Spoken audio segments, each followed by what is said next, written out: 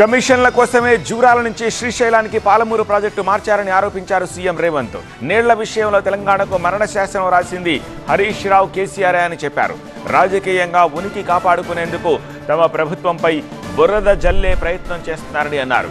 కేసీఆర్ అసెంబ్లీకి వచ్చి మాట్లాడాలన్నారు సీఎం రేవంత్. వేల కోట్ల కమిషన్లు ఎవరి జేబుల్లోకి వెళ్లాయో బయటకు తీస్తామన్నారు ఆయన. కిరణ్ కుమార్ రెడ్డి తయారు చేసిన పేపర్ మీద కేసీఆర్, హరీష్ రావు గారు ఇద్దరు కలిసి సంతకం పెట్టేస్తే ఆ కిరణ్ కుమార్ రెడ్డి కంటే వీళ్ళు ఎక్కువ దుర్మార్గులు కదా. కాళోజీ చెప్పిండు కదా, పక్కోడు చేస్తాం అని పొలిమేరలు అవతల తరుతాం, వీడియో అయితే ఇక్కడ పాత్ర వేస్తాం అనేది చెప్పిండు కదా. సో అది సరిగ్గా వీళ్ళిద్దరికి వర్తిస్తుంది. ఆ రోజు ఇరిగేషన్ మినిస్టర్ హరీష్ రావు గారు, చీఫ్ మినిస్టర్ కేసీఆర్ గారు, వీళ్ళిద్దరిని ఊరేసిన, నేను అథారిటీగా చెప్తున్నా, వాళ్ళిద్దరిని ఈ జలాల విషయంలో చేసిన అన్యాయానికి హరీష్ రావు గారిని, కేసీఆర్ గారిని ఊరే తీసినా తప్పు లేదు. ఇదే మిడిల్ ఈస్ట్ కంట్రీస్ అయితే చౌరస్తాలనే ప్రజల చేత రాళ్లతో కొట్టించి చంపించుండే వాళ్ళు. కృష్ణా జలాలు కానీ, భీమా జలాలు కానీ పాలమూరులకు ఎంటర్ కాగానే తల దగ్గరనే మనం ఒడిసి పట్టుకుంటే సుక్క నీరు ఇయ్యాల రాయలసీమ, ఆంధ్రప్రదేశ్ తీసుకుపోనీకి. అది పోతిరెడ్డిపాడు కావచ్చు, ముచ్చుమరి కావచ్చు, మాల్యాల కావచ్చు, రాయలసీమ కావచ్చు, ఎవరికి చుక్క నీళ్ళు దొరకకపోతుండే. వచ్చినట్టే తెలంగాణకు తెచ్చుకుంటే ఎవరిని చెప్పుకుంటుండే? జగన్మోహన్ రెడ్డి అయినా, చంద్రబాబు నాయుడు అయినా లబలబ ఏడవాల్సి వస్తుండే. మోడీ దగ్గర పోయి, లేకపోతే సిఆర్ పాటిల్ దగ్గర పోయి మొత్తం నీళ్ళన్నీ తెలంగాణ తీసుకుంటుంది, మేమేం చేయాలని.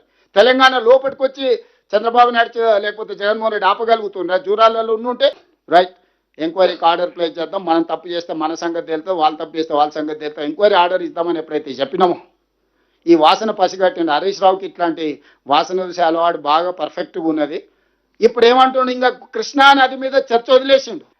లేదు బంకచర్ల నుంచి మీరు నల్లమల సాగర్ను మీరు అనుమతిస్తున్నారు, చంద్రబాబు నాయుడుకు తాకట్టు పెట్టిండు అని. పెద్దలందరూ ఉన్నారు కదా. ఎవరైనా తెలంగాణ ప్రజలకు ప్రాతినిధ్యం వహించేవాడు తెలంగాణ రైతుల యొక్క హక్కులను తాకట్టు పెట్టడానికి కలలోనైనా నిద్రలోనైనా ఎవడన్నా ఆలోచన చేస్తాడా? ఆయన చేసిండు, అనుభవించిండు, ఇంటికి పోయిండు. ఇప్పుడు మన మీద ఆ దుమ్మెత్తిపోయాలి, అతికించాలనే ప్రయత్నం చేస్తుండు.